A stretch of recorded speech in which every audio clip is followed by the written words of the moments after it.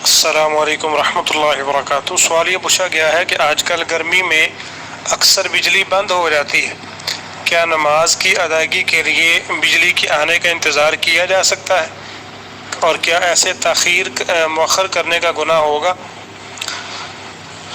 دیکھیں، قرآن مجید میں اللہ رب العزت فرماتے ہیں ان الصلاۃ کانت علی المؤمنین کتابا موقوتا۔ نماز اللہ تعالیٰ نے وقت مقررہ پر فرض کی ہے، اور جبریل علیہ السلام باقاعدہ نبی علیہ السلام کے پاس آئے اور آپ کو آ کے 5 نمازوں کا شیڈول اور وقت جو ہے وہ بتلا کے گئے، اور نبی صلی اللہ علیہ وآلہ وسلم کا فرمان بھی یہی ہے کہ افضل عمل نماز کو اس کے اول وقت پر ادا کرنا ہے۔ یہ کوئی عذر نہیں ہے کہ بجلی آئے گی تو پھر ہم نماز جو ہے وہ پڑھ سکیں گے، اور بجلی نہیں آئے گی تو پھر ہمیں جو ہے وہ نماز پڑھنے میں دقت ہوگی۔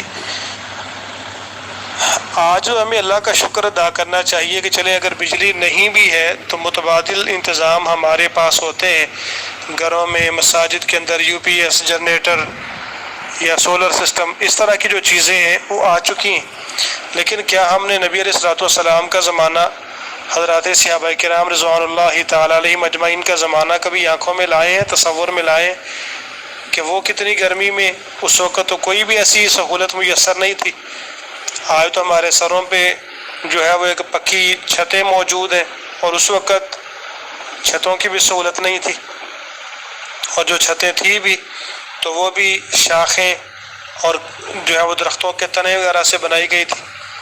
تو اگر ان لوگوں نے اتنی گرمی کے باوجود اللہ کی راہ میں جہاد بھی کیے ہیں میدان کارزار میں، اور نمازیں بھی اول وقت میں ادا کی ہیں، تو ہمیں بھی یہ چیزیں جو ہے وہ مانے نہیں ہونی چاہیے کہ ہم لائٹ کے آنے کا انتظار کریں اور اتنی دیر تک نماز کو مؤخر کر دیں۔ یہ انتہائی نامناسب بات ہے۔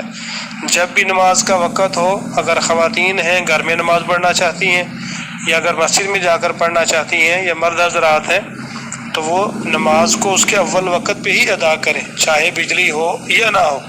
اور اگر ایسے بہانوں سے جو ہے وہ نماز کو لیٹ کریں گے تو یقینی بات ہے کہ ہم گناہگار ہوں گے۔ السلام علیکم ورحمۃ اللہ وبرکاتہ۔